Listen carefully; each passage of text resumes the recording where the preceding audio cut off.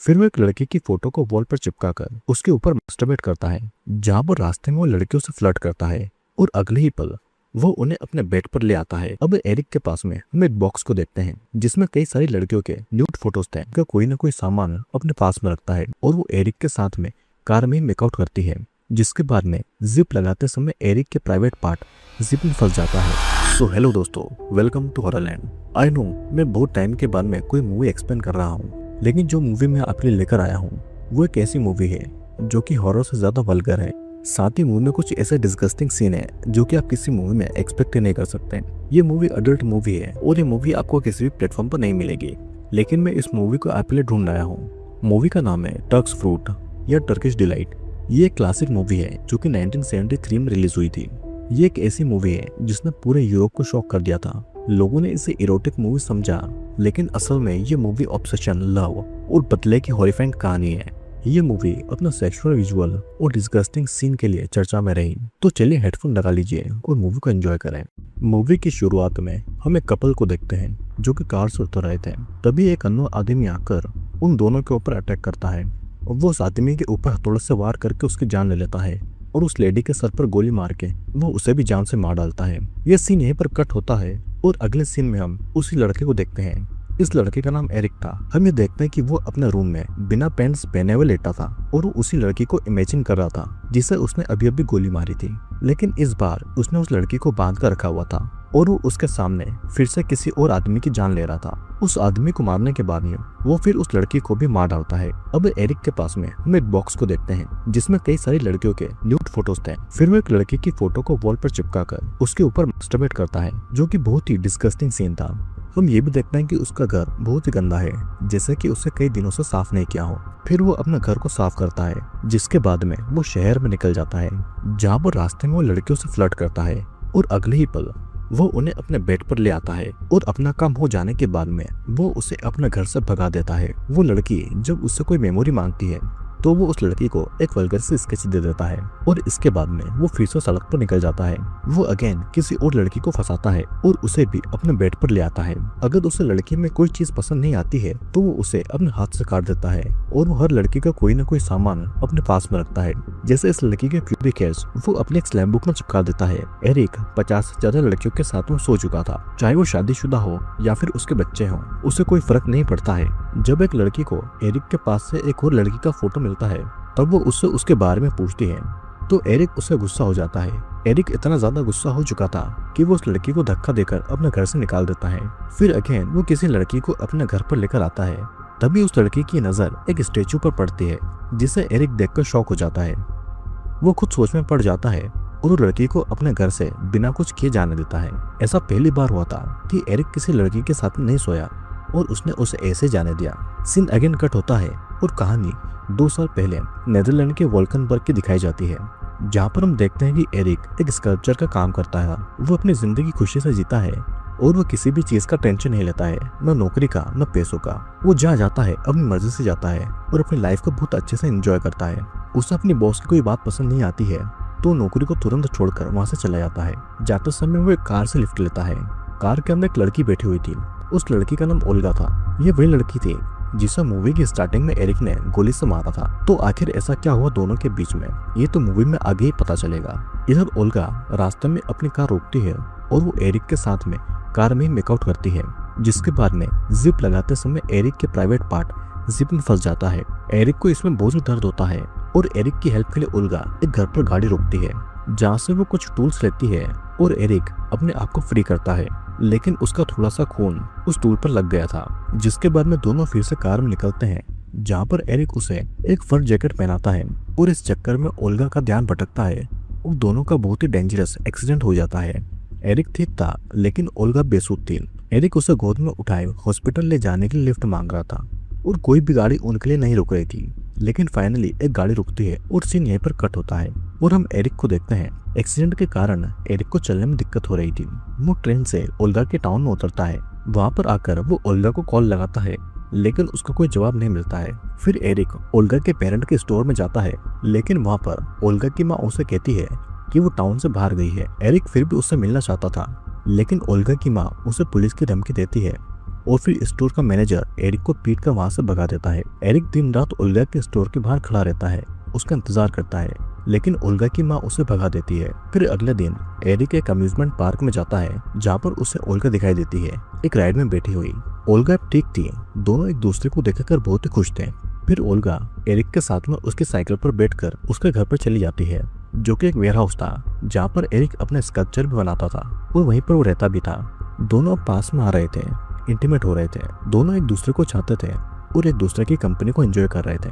Olga फिर bathroom में जाती है और एरिक मिरर को ऐसा सेट करता है कि बस चारों तरफ ओल्गा ही दिखाई दे। एरिक फिर ओल्गा के कपड़े उतारता है और वो उसे बस देखते रहता है। वो ओल्गा के पास आने से पहले बाथरूम में नहाने के लिए जाता है और जब वो बाथरूम से नहाकर वापस आता है तो वो देखता है कि ओल्गा बेड पर बिना कपड़ों के लेटी है, लेकिन अब वो सो चुकी है। ओल्गा इतनी ज्यादा खूबसूरत लग रही थी कि एरिक बस ओल्गा को देखते रहता है और वो उसे छूता भी नहीं है और पूरी रात भर उसे देखता रहता है और ऐसे ही सुबह हो जाती है। अभी इधर ओल्गा के पेरेंट टाउन से बाहर गए हुए थे और इस बीच एरिक ओल्गा के घर पर ही रहता है। जब ओल्गा के पेरेंट वापस आते हैं तो दोनों को साथ देखकर गुस्सा करते हैं, लेकिन एरिक ओल्गा की मदर के सामने ही ओल्गा के प्राइवेट पार्ट को गलत तरीके से टच करता है। ये देखकर ओल्गा की माँ बहुत ही ज्यादा गुस्सा होती है और उसे ये बात बिल्कुल पसंद नहीं आती है। वो एरिक को पुलिस की धमकी देती है और कहती है कि ओल्गा अभी एडल्ट नहीं हुई है, वो माइनर लड़की है। लेकिन तभी एरिक उन सबसे कहता है कि वो ओल्गा से शादी करना चाहता है। वो दोनों जल्दी शादी करने वाले हैं। शादी की बात सुनकर ओल्गा की माँ एरिक से बहुत ही ज्यादा नाराज थी, क्योंकि एरिक एक गरीब लड़का था, उसकी कोई सेटल जॉब नहीं थी और ना ही उसके पास ढंग का घर था। ओल्गा के पिता इस शादी से नाराज नहीं थे और वो ओल्गा से कहते हैं कि वो ओल्गा की माँ को समझा लेंगे। ओल्गा के पिता तो दोनों की शादी से बहुत ही ज्यादा खुश थे। अब सीन यहीं पर कट होता है और हम अगले सीन में एरिक के फ्रेंड को देखते हैं, जो कि एक डॉक्टर था। दरअसल उसी ने ओल्गा और एरिक की शादी प्लान की थी और वो उन्हें चर्च के लिए भेज देता है। चर्च में ऑलरेडी 3 कपल पहले से ही थे और तीनों ब्राइड प्रेग्नेंट थी, जिसमें से एक ब्राइड को चर्च के अंदर लेबर पेन होने लगता है और उसका वाटर ब्रेक हो जाता है और वो चर्च के अंदर ही बेबी को डिलीवर करती है। अब ओल्गा और एरिक चर्च में शादी कर चुके थे, वो दोनों बहुत ही खुश थे। वे लोग वाइन खरीदते हैं और वो दोनों अपनी शादी की पहली नाइट सेलिब्रेट करना चाहते थे। दोनों एक दूसरे के कपड़े निकालकर इंटीमेट हो ही रहे थे कि तभी एरिक के दरवाजे पर बुके आता है, जो कि ओल्गा की फ्रेंड ने उसे मैरिड लाइफ को विश करने के लिए भेजा था। बुके रिसीव करने के बाद में दोनों फिर से बेड पर इंटीमेट होते हैं, लेकिन अगेन एक और गिफ्ट आता है। उस गिफ्ट में बहुत ही महंगे कप थे, जिसे एरिक तोड़ देता है। दोनों अगेन पास में आते हैं, लेकिन तभी एक बार फिर से डोरबेल बजती है और एरिक परेशान होकर बिना कपड़ों के ही दरवाजा खोलता है और सामने खड़े इंसान के ऊपर पानी फेंक देता है। लेकिन असल में सामने ओल्गा के पिता थे और एरिक उनके सामने न्यूट खड़ा था। ओल्गा के पिता ने दोनों की शादी की पार्टी प्लान की थी और इसीलिए वो उन दोनों को इनवाइट करने के लिए आए थे। पार्टी में हम देखते हैं कि ओल्गा की माँ एरिक से ज्यादा खुश नहीं थी, पर ओल्गा के पिता दोनों को ट्रिप पर जाने के लिए पैसे देते हैं। शादी की सेरेमनी होने के बाद में ओल्गा के पिता ओल्गा के साथ में डांस करते हैं, लेकिन बीच में ही वो डांस छोड़ देते हैं क्योंकि उनकी तबीयत थोड़ी खराब होने लगती है, लेकिन कोई भी उनके ऊपर ध्यान नहीं देता है। अब अगली सुबह ओल्गा की मॉम दोनों के लिए ब्रेकफास्ट लेकर आती है। एरिक भी बेड से उठकर शावर लेने के लिए जाता है, जहाँ पर ओल्गा की मॉम की ड्रेस पड़ी थी। दरअसल ओल्गा की मॉम का एक ड्रेस नकली था और जो अपने कपड़ों में बलून यूज करती थी, और एरिक इस बात का मजाक उड़ा रहा था, जिस बात से ओल्गा नाराज होकर ही बताती है कि ओल्गा की मॉम को ब्रेस्ट कैंसर था और इसी के चलते उनका एक ब्रेस्ट निकाल दिया गया है। एरिक भी ओल्गा से माफी मांगता है, जिससे कि ओल्गा थोड़ी शांत होती है। अब दिन होने पर दोनों अपनी मैरिड लाइफ एंजॉय करने के लिए निकल जाते हैं। दोनों एक आइलैंड पर जाते हैं और एक बीच पर एंजॉय कर रहे थे। दोनों एक दूसरे से बहुत ही खुश थे और एक दूसरे के लिए पागल भी थे और अपनी लाइफ के हर पल को एंजॉय कर रहे थे। लेकिन धीरे धीरे ओल्गा को एरिक के मजाक पसंद नहीं आ रहे थे। उसे अब अपने फ्यूचर की टेंशन होने लगी थी, जिसके साथ में ये सीन यहीं पर कट हो जाता है। अब अगले सीन में हम देखते हैं कि एरिक को एक स्कल्पचर बनाने का ऑर्डर मिलता है, जिससे वो बहुत ही ज्यादा खुश हो जाता है और अपने डॉक्टर फ्रेंड को बताना चाहता है। अब एरिक अपने स्कल्पचर को बनाने के लिए ओल्गा को ही मॉडल के रूप में चुनता है। वो उससे कपड़े उतरवाता है और उसे एक बच्चे को लेकर खड़ा करता है।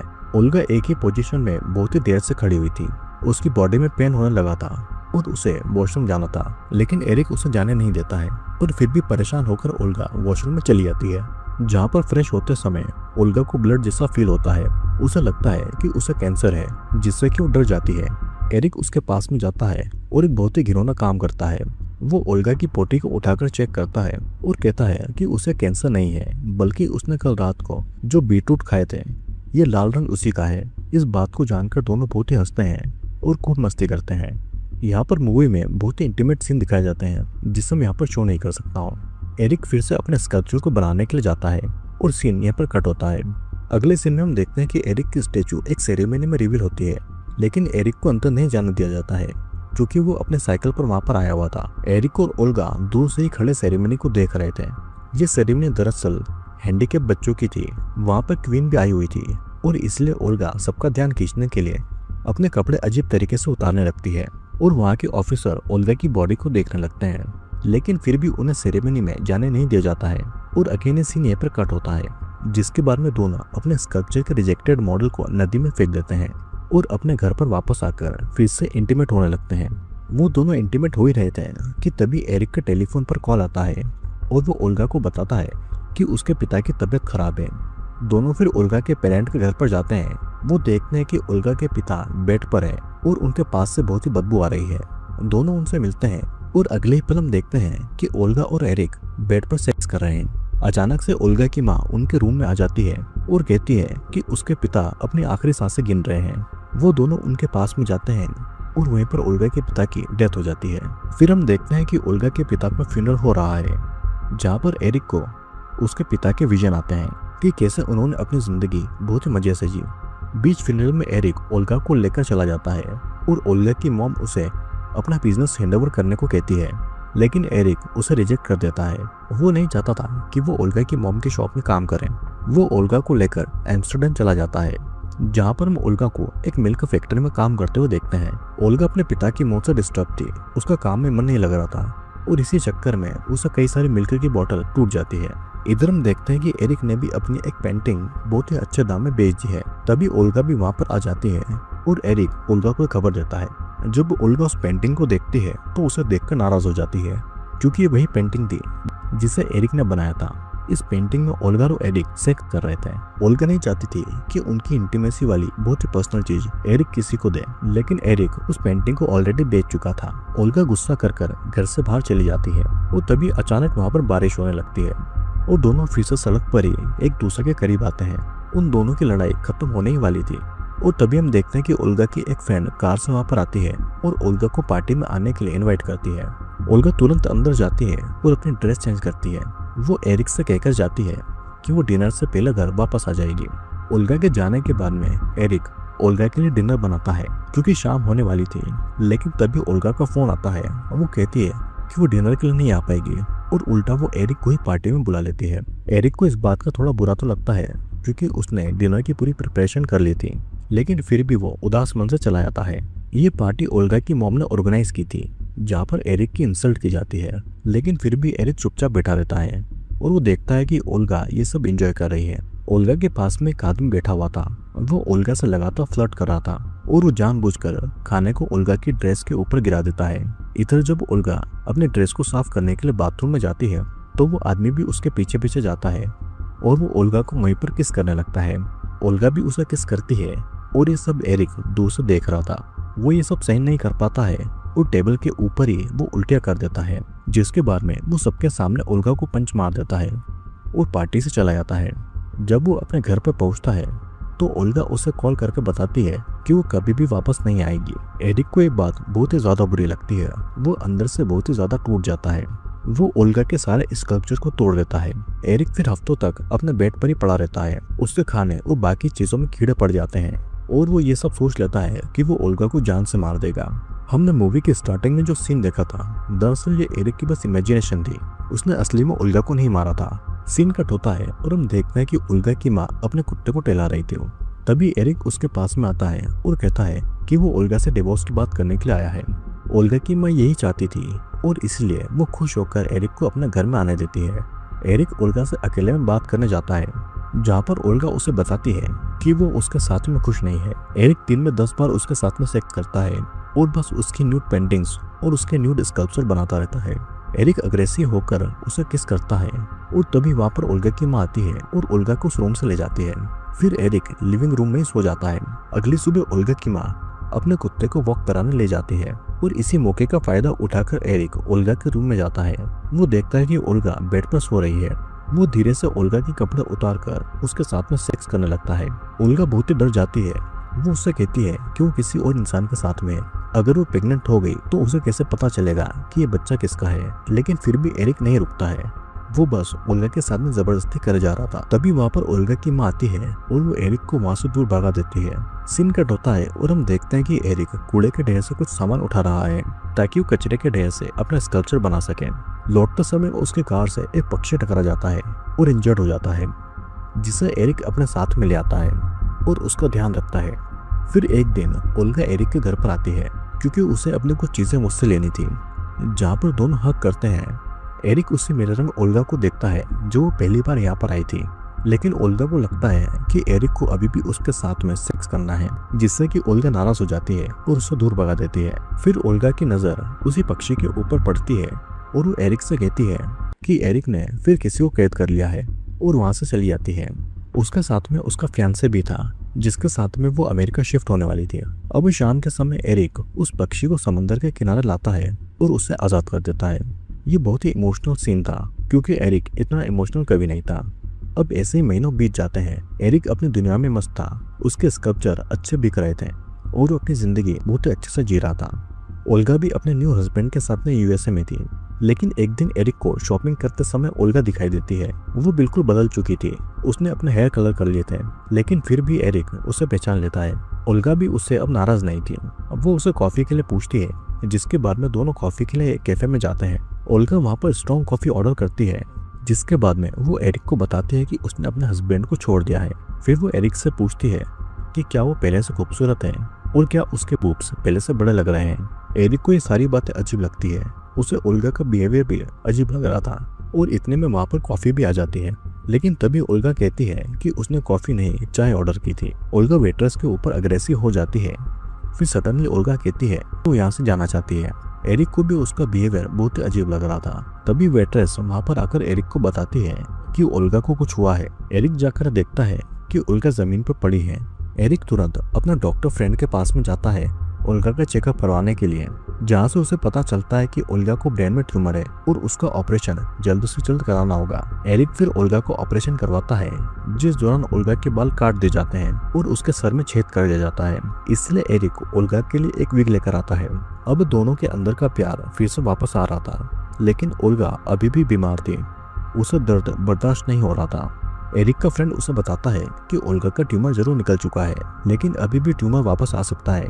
इधर ओल्गा एरिक से कुछ खाने को मांगती है और एरिक उसके लिए टर्किश डिलाइट लेकर आता है और इसी टर्किश डिलाइट के ऊपर इस मूवी का नाम बेस्ड है। ओल्गा अभी भी अजीब अजीब हरकत कर रही थी और एरिक उसका पूरा ध्यान रख रहा था। वो कभी अग्रेसिव हो जाती तो कभी पूरी शांत हो जाती थी। डॉक्टर ओल्गा को नींद का इंजेक्शन देता है, जिससे ओल्गा सो जाती है और एरिक भी रात भर वहीं रुकता है। फिर अगली सुबह हम देखते हैं कि एरिक हॉस्पिटल से बाहर निकलता है। नर्स उसे ओल्गा की विग देती है, जिससे लेकर एरिक अपने स्टेचू के पास में आता है जो उसने ओल्गा से इंस्पायर होकर बनाई थी। फिर वहां से वो उस विग को कचरे के साथ में फेंक देता है, जिसका मतलब साफ था कि ओल्गा अब मर चुकी है। और इसी के साथ में ये मूवी यहाँ पर एंड हो जाती है। तो दोस्तों ये था टक्स फ्रूट मूवी का एक्सप्लेनेशन, जो कि एक लव स्टोरी है जिसकी एंडिंग बहुत ही ज्यादा डिस्टर्बिंग है। ये कहानी दो यंगस्टर एरिक और ओल्गा की है, जो कि अपनी जिंदगी बेपरवाह खुलकर जीते थे। दोनों की मुलाकात एक रोड ट्रिप के दौरान होती है और पहली बार में दोनों का सेक्सुअल इंटरकोर्स भी हो जाता है। ऐसा कई दिनों तक चलता रहा, जब तक कि ओल्गा के पेरेंट को पता नहीं चला। ओल्गा की माँ एरिक को पसंद नहीं करती थी क्योंकि वो गरीब था, न उसके पास में स्टेबल जॉब थी और ना ही ढंग का घर था। लेकिन फिर भी ओल्गा और एरिक शादी कर लेते हैं। दोनों पहले तो बहुत ही खुश थे, अपने सेक्सुअल लाइफ को एंजॉय कर रहे थे। लेकिन धीरे धीरे ओल्गा को समझ आता है कि सिर्फ प्यार ही सब कुछ नहीं होता है। वो एरिक पर चीट भी करती है और उसे छोड़कर चली जाती है, जिसके बाद एरिक हर लड़कियों के साथ में मजे करता है। लेकिन एक दिन उसे ओल्गा की याद आती है और वो ये सब काम बंद कर देता है। जब ओल्गा वापस आती है तो उसके ब्रेन में ट्यूमर होता है। एरिक उसका पूरा ख्याल रखता है, लेकिन तब तक बहुत ही ज्यादा देर हो चुकी थी। ओल्गा अपने ब्रेन ट्यूमर के कारण मर जाती है और एरिक अकेला रह जाता है। तो दोस्तों कैसा लगा आपको इस मूवी का एक्सप्लेनेशन, नीचे कमेंट करके जरूर बताइएगा। और अगर आपको कोई ऐसी डिस्टर्बिंग मूवी पता है तो नीचे कमेंट करके जरूर बताइएगा, मैं उसका भी एक्सप्लेनेशन लेकर जरूर आऊंगा। तो अब मिलेंगे एक नए वीडियो के साथ में।